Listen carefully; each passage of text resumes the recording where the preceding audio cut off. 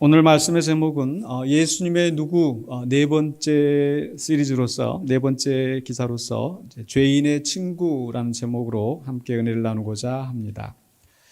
죄인의 친구라고 하는 이 예수님에 대해서 죄인의 친구라고 하는 것은 사실 바리새인과 서기관들이 예수님을 비방하면서 붙인 별명입니다. 우리 본문 앞에서 이제 누가복음 7장 34절에서 예수님께서 이런 말씀하십니다. 인자는 와서 먹고 마시매 너희 말이 보라 먹기를 탐하고 포도주를 즐기는 사람이요 세리와 죄인의 친구로다 하니. 예수님을 비방하면서 조롱하면서 붙인 이름인 거죠. 그것을 예수님께서 인용하시면서 말씀하셨는데, 그렇다고 예수님께서 나는 죄인의 친구가 아니다, 나는 그런 사람이 아니다 라고 부인하시는 것은 아니죠. 실제로 예수님의 행적을 보면은 그 죄인들을 가까이 하시고 죄인들을 포용하시는 그 죄인의 친구로서의 모습을 보이셨습니다. 누가복음 5장에서도 그런 장면이 나오는데, 누가복음 5장 29절에 레위가 예수를 위하여 자기 집에서 큰 잔치를 하니 세리와 다른 사람이 많이 함께 앉아 있는지라. 이 레위라는 사람이 바로 세리였었고, 그가 예수님을 잔치에 초청하였더니 많은 사람들이 있었습니다. 세리와 다른 사람이라고 했는데, 바로 이 다른 사람이 누구겠습니까? 세리도 죄인들, 다른 사람들도 죄인들. 그래서 그 장면을 보면서 5장 30절에 바리새인과 그들의 서기관들이 그 제자들을 비방하여 이르되 너희가 어찌하여 세리와 죄인과 함께 먹고 마시느냐. 세리와 죄인.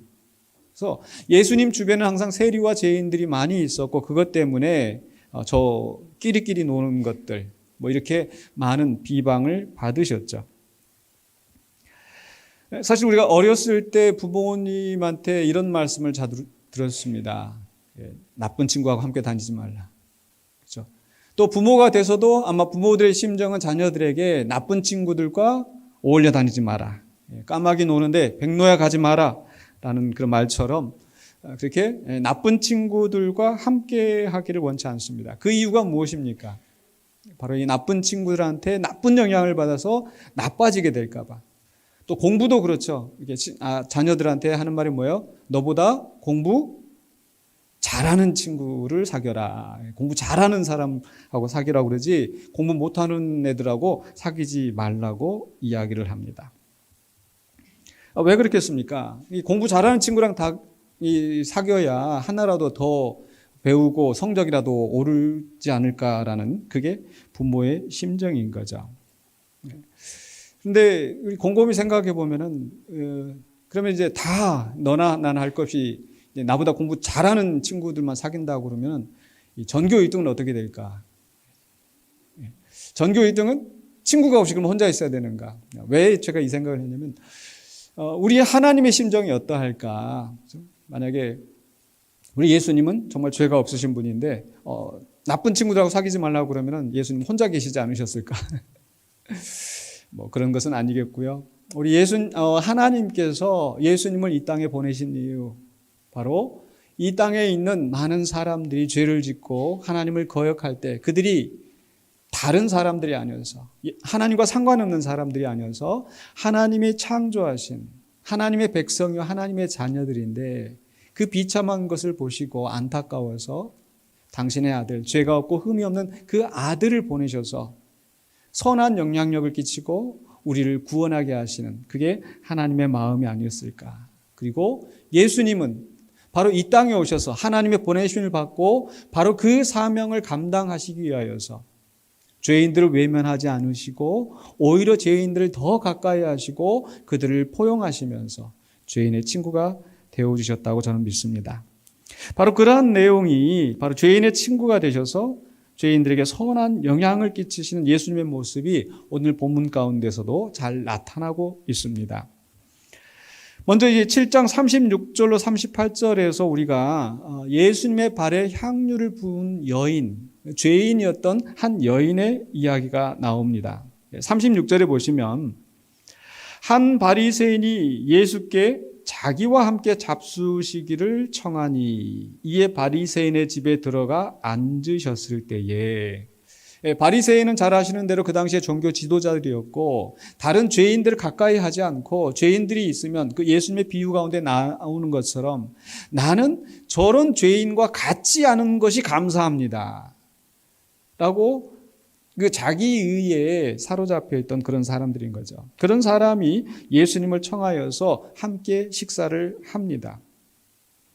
그런데 이 뒤에 있는 내용들을 생각을 하면서 우리가 본다면은 바로 이 바리새인이 정말 진심으로 예수님을 믿고 따르면서 예수님을 초청하여서 예수님을 존경하여서 사랑하여서 이 초청하여 함께 식사를 하는 것 같지는 않습니다. 그저 이 사람들에게 유명한 또 사람들이 선지자라고 하는데 정말 그런 사람인지 한번 식사를 해서 한번 좀 알아봐야겠다라고 하는 그런 마음으로 하지 않았을까.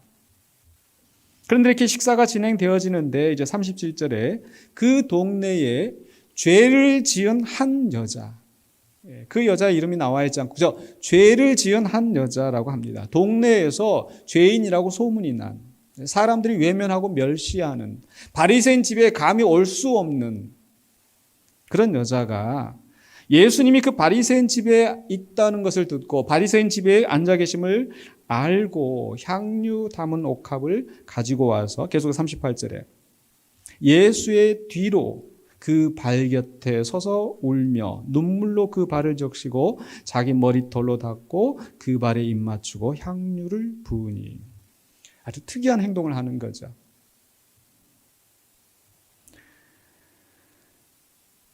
여기서 이제 그 여인이 이제 울고 그 우는 순간에 이제 눈물이 나니까 그 눈물로 그 발을 적셨다고 그랬는데 왜 이 여인이 지금 예수님을 보고 울고 있을까?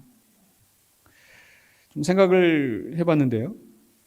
사실 이 비슷한 이야기가 마태복음 26장이나 또 마가복음 14장에서 또 요한복음 12장에서 똑같이 이 비슷한 이야기가 나옵니다. 예수님의 향유를 가져다가 예수님께 부은 그 여인의 이야기가 나오는데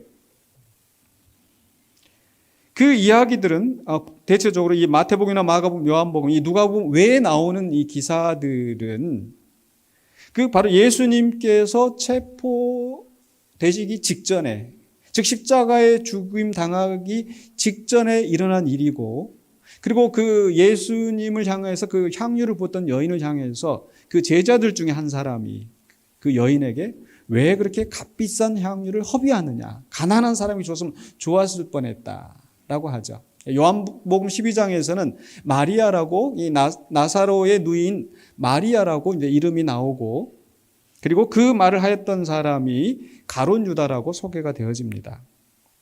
만약 그 여인, 그런 그 여인에 대해서 예수님은 이 사람은 나의 죽음을 준비하였다라고 하며 오히려 그 여인을 칭찬하였었던 사건이 있었죠. 그런데 오늘 누가복음 7장에서 이 여인은 그런 맥락이 아닌 거죠. 그런 내용이 아니란 말이에요. 그래서 아마도 조심스럽게 추정해 보건대 지금 이 다른 복음서와 이 누가복음에 나타난 이 7장에 있는 이 여인은 다른 여인이 아닌가, 다른 사건이 아닌가.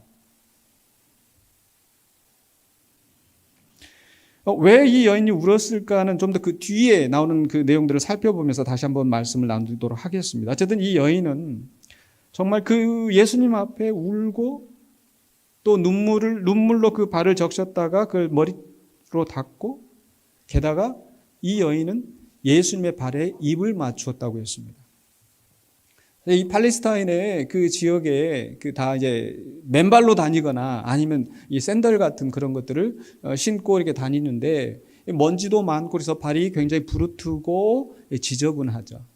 그런데 겨우 눈물로 닦아냈는데 발이 얼마나 깨끗하게 닦여졌겠습니까? 그런데 그 예수님의 발에 입을 맞추었다는 거.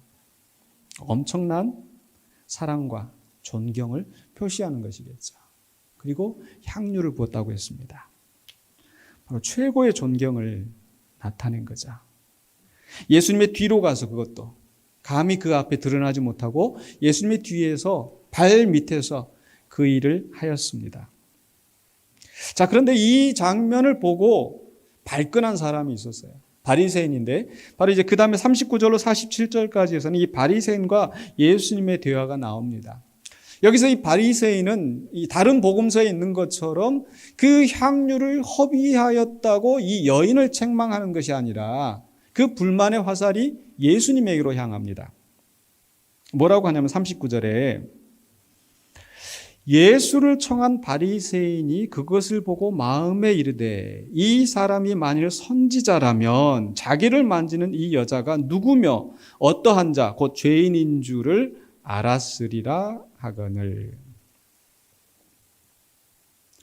예수님을 의심하고 있는 거죠.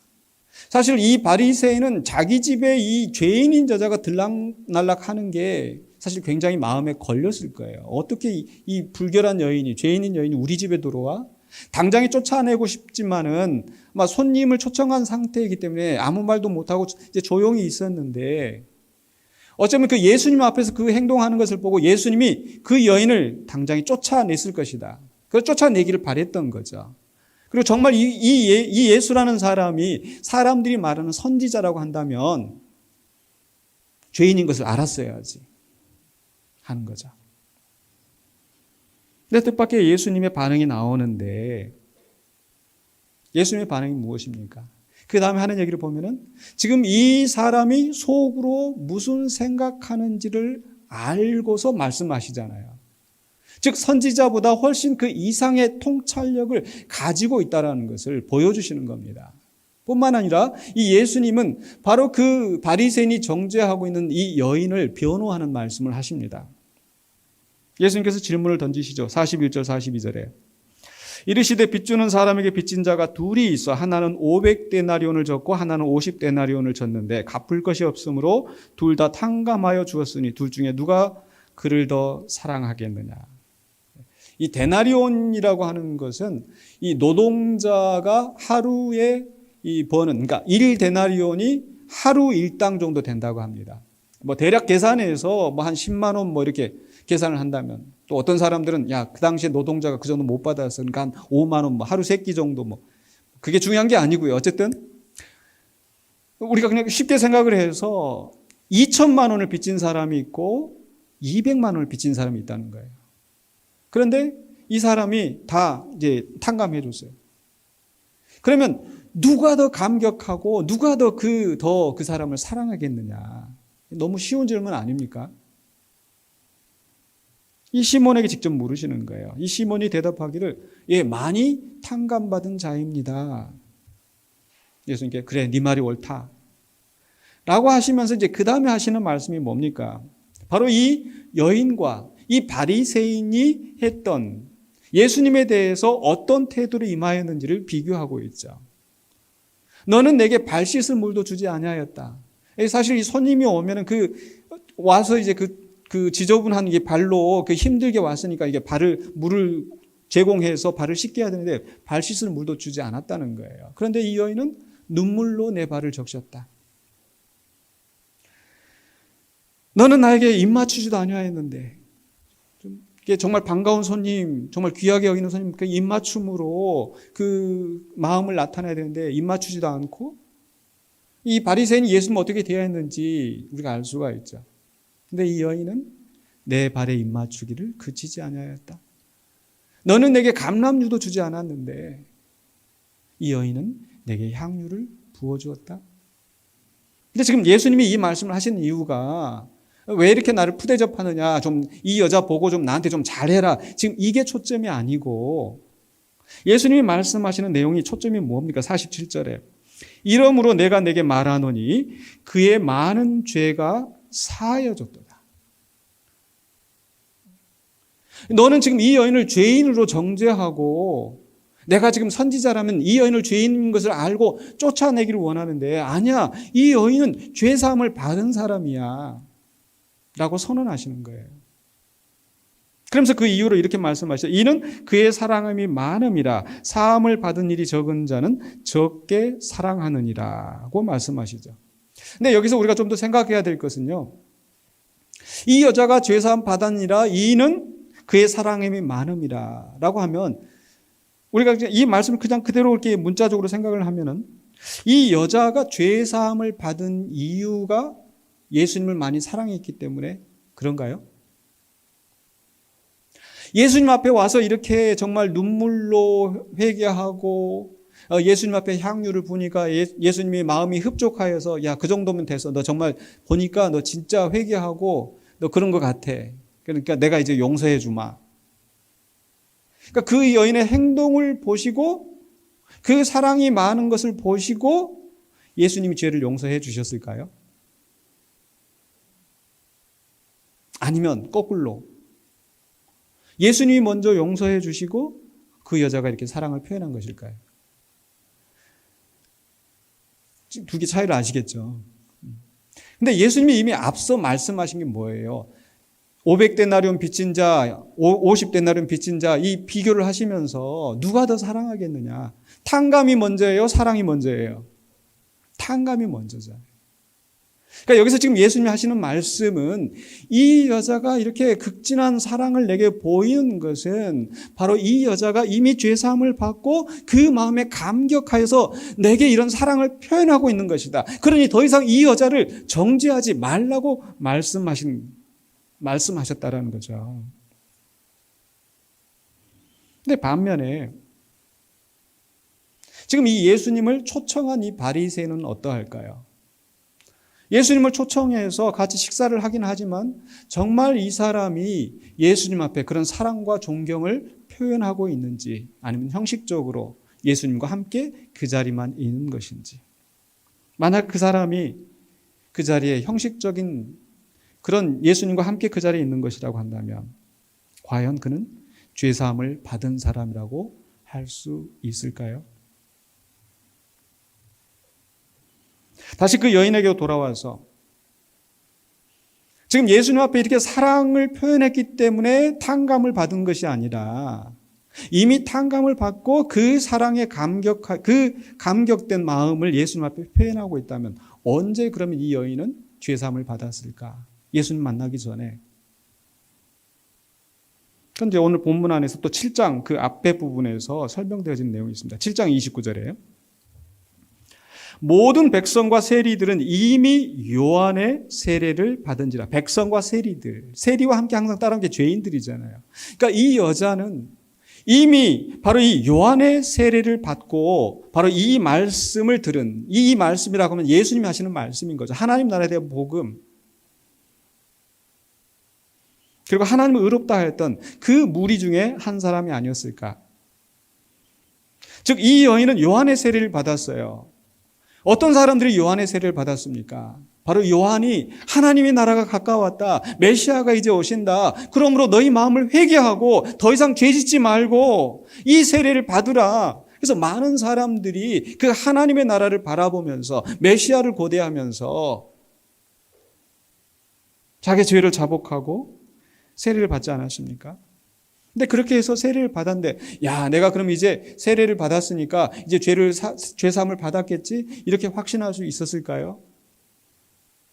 뭔가 아직도 좀 긴가민가한 상태에서 바로 앞에 내용에서 요한의 제자들이 예수님께 와서 질문하는 거, 그리고 예수님이 그들을 향하여 대답하신 말씀, 병든 자가 치유함을 받고 가난한 자에게 복음이 전파된다 하라. 바로 내가 오실 그이이다. 두려워하지 말라. 라고 하는 이 메시지를 들으면서 맞아, 저분이 메시아야. 저분 때문에 내 죄사함을 받고 내가 이제 하나님의 자녀가 되었지. 라고 하는 감격 가운데 있지 않았을까. 즉 예수님께서 하셨던 말씀. 바로 앞에 누가복음 7장 28절에서 여자가 낳은 자 중에 요한보다 큰 자가 없도다. 그러나 하나님의 나라에서는 극히 작은 자라도 그보다 크니라 하셨던 바로 이 말씀. 그 전에는 죄인이라서 사람들에게 무시받고 멸시당하고 외면당하고 나 같은 사람이 감히 하나님 앞에 나올 수 있을까? 나 같은 사람이 용서함 받을 수 있을까? 근데 예수님이 말씀하시잖아요. 지극히 작은 자라도 요한보다 크다. 하는 그 말씀. 그래서 분명하게 바로 이 예수님 때문에 죄사함을 받고 하나님의 자녀가 됨을 확신할 수 있었다라는 거죠. 이제 하나님의 나라의 백성이 되었다라는, 하나님 나라의 복을 받게 되었다라는 확신을 가지고 지금 예수님 앞에 나온 게 아닐까요? 예수님의 발을 보니까 그 귀한 사역을 하시는 하나님의 아들로서 이 땅에 오셔서 나를 구원하시려고 그 험한 발걸음을 옮기신 그 예수님을 바라보니까 눈물이 날 수밖에 없는 거예요. 그렇죠? 우리도 우리를 위해 고생하고 희생하신, 그래서 부모님 손을 만지면서 그 야위신 몸을 보면서 그 감동, 그 감격할 때 있잖아요. 바로 이 여인이 그 예수님을 바라보면서 그 사랑에, 그 은혜에 감격하여서 눈물이 쏟아지는 거예요. 그리고 예수님을 향한 최고의 존경을, 최고의 사랑을 표현하기 위해서 그 더러운 발에 입을 맞추고 향유를 부었던 거죠. 그것을 보시고 예수님은 이 여인은 죄사함을 받은 거야 라고 말씀하셨던 거죠. 반면에 그 여인을 정죄의 눈으로 바라보면서 그 죄인인 것을 구별하지 않고 쫓아내지 않으신 예수님을 향하여서 멸시하였던 바리새인은 어떤 사람일까요? 그는 과연 죄사함 받은 사람일까요? 그게 바로 누가복음 7장 30절에 나오는 말씀이잖아요.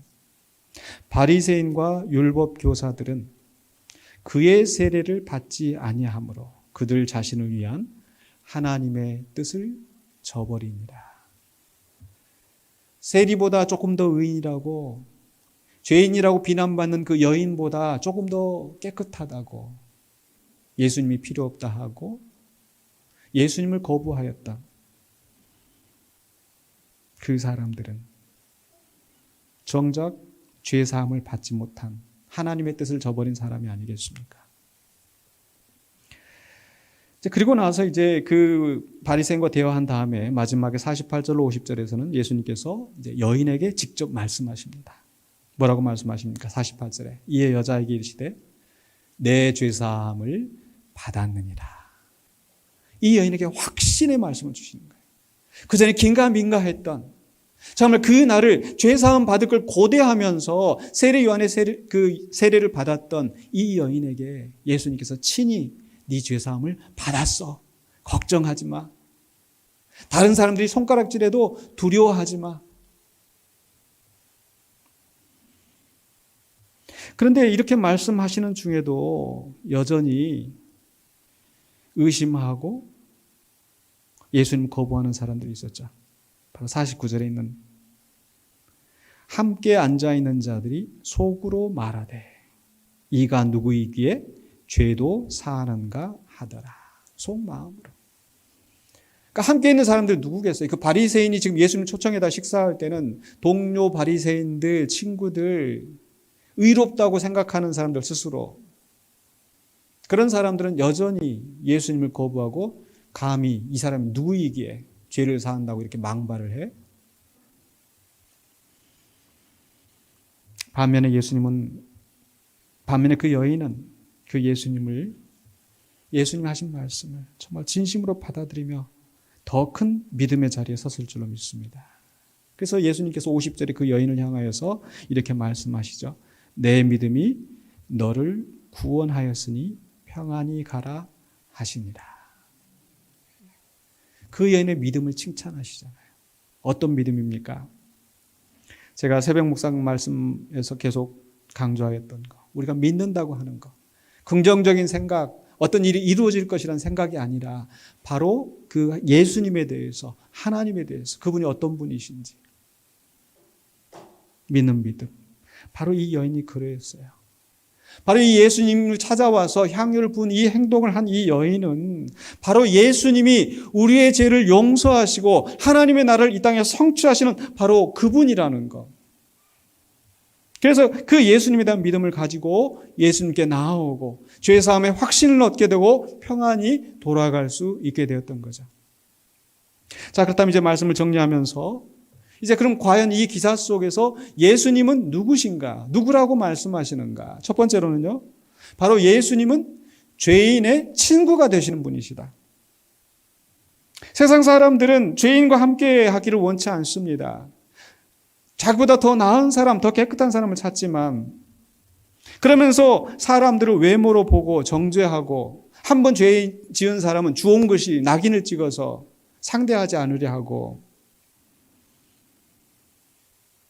그러나 우리 예수님은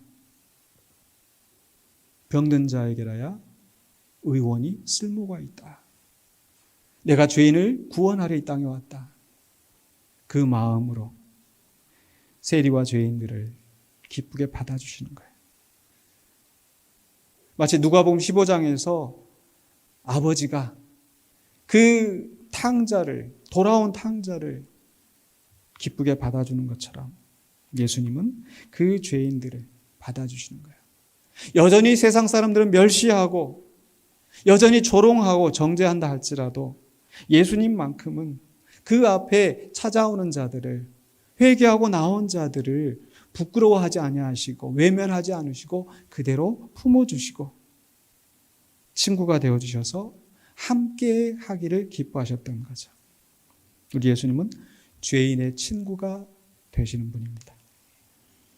두 번째로 우리 예수님은요, 그 죄인의 사랑을 기꺼이 받으시는 분이시다.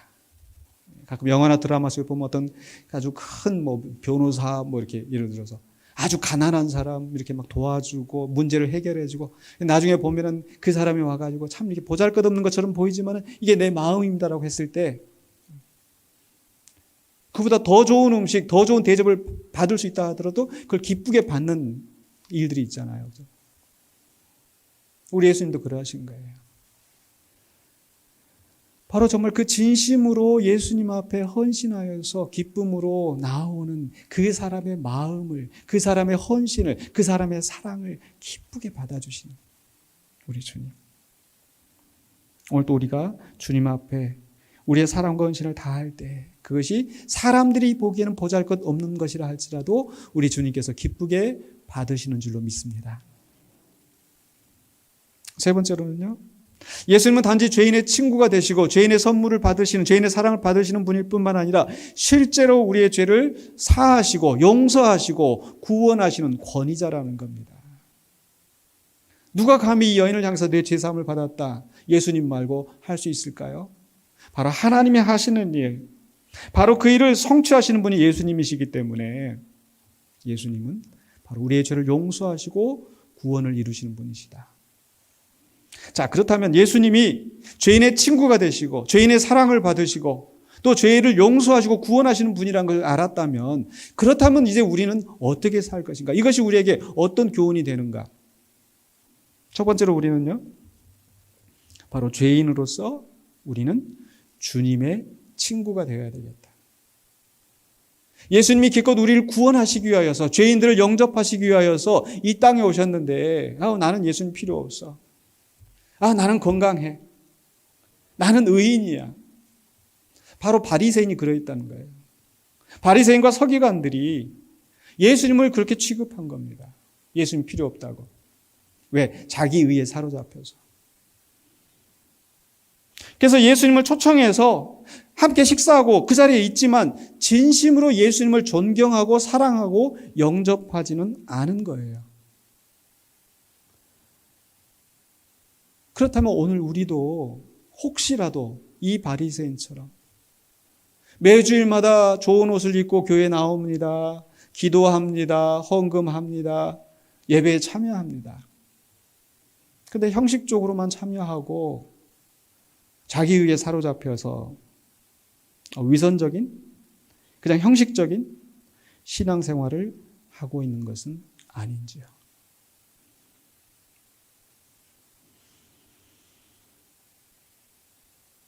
적당히 교회 나와서 직분받고 종교생활하는 그런 사람이 아니라 정말 내가 죄인인데 예수님이 나를 친구 삼으셨던 그 사랑에 감격하여서 정말 뭐라도 예수님을 위해서 하고 싶고, 공동체를, 주님의 몸된 공동체를 위하여서 뭐라도 내가 내어놓을 수 있는, 헌신할 수 있는 그런 사람이 되어야 되지 않겠습니까? 우리는 주님의 친구가 되기를 원합니다. 두 번째로는요, 우리는 주님의 친구가 되었다면 주님의 친구로서 죄인의 친구가 또한 되어야 합니다. 이 바리새인은, 오늘 본문 속에서 바리새인은 주님과 친구가 되지 않았을 뿐만 아니라 이 죄인인 여인과는 더더욱이 상종도 하지 않고 멸시하였던, 쫓아내기를 원했었던 거죠. 그러나 정말 예수님과 친구가 된 사람이라고 한다면 예수님의 친구와도 친구해야 되지 않겠습니까? 그러니까 우리도 만약에 내가 친구가 있는데 이 친구하고 이 친구가 내가 둘 다 사이가 좋아. 그런데 이 친구하고 이 친구가 사이가 안 좋으면 어떻게 했어요? 제 입장이 굉장히 곤란해지지 않겠습니까? 마음 아프지 않겠습니까? 야, 그래 너희들 사이 안 좋아도 괜찮아. 나만 좋아하면 돼? 아마 이런 사람이 없을 거예요. 정말 그 마음에 정말 사랑과 진실이 있는 사람이라고 한다면. 하물며 우리 예수님은 예수님의 친구들이 서로 사랑하고 돈독한 교제를 나누기를 원치 아니하시겠습니까? 그래서 예수님께서 그 제자들을 향하여서 너희가 내 제자라면 너희가 서로 사랑해라. 서로 발을 씻겨주고 서로 사랑해라. 그러면 사람들이 너희가 내 제자인 걸 알 거다. 그래서 우리는 정말 내가 예수님의 친구라고 한다면, 진정한 친구라고 한다면 그 예수님의 다른 친구들인 다른 사람들에 대해서, 그가 비록 세상에서 천대받고 사람들에게 정죄받으면서 무시받는 사람이라고 할지라도 바로 예수님의 심정으로, 예수님의 마음으로 그를 포용하고 받아들이는 죄인의 친구가 되어야 될 줄로 믿습니다. 그래서 우리가 교회 안에서 그냥 나랑 사이좋고 나는 그전부터 잘 아는 사람과만 계속 교제하는 것이 아니라 내가 잘 모르는 사람도, 우리 교회 처음 오는 사람도 내 마음을 열고 그 사람이 어색하지 않도록 따뜻하게 받아주고 배려하는 그런 사람들이 되어야 될 줄로 믿습니다. 그게 바로 오늘 우리 찬송에서 마지막 구절에서 그 고백하였던 것처럼 잃어버린 영혼들을 향한 아버지의 꿈을 우리의 삶을 통해 이루는 길이 아닐까요? 바로 이렇게 우리는 죄인으로서 주님의 친구가 되고 또 주님의 친구로서 죄인의 친구가 되어서 하나님의 뜻을 함께 이루어 가시는 저와 여러분이 되시기를 주의 이름으로 축원합니다. 기도하겠습니다. 거룩하신 아버지 하나님 감사합니다. 죽을 수밖에 없는 우리들을 구원하시고 친구 삼으시며 형제라 부르시고 하나님 나라의 복을 누리게 하시는 그 놀라운 은혜와 사랑, 그 은혜에 감격하여 주님 앞에 나옵니다. 또한 주 앞에 함께 나온 우리 형제 자매들을 우리가 서로 사랑하며 함께 돌보며 주의 나라를 이루어가는 귀한 공동체로 세워지게 하여 주시옵소서. 예수 그리스도 이름으로 기도하옵나이다. 아멘.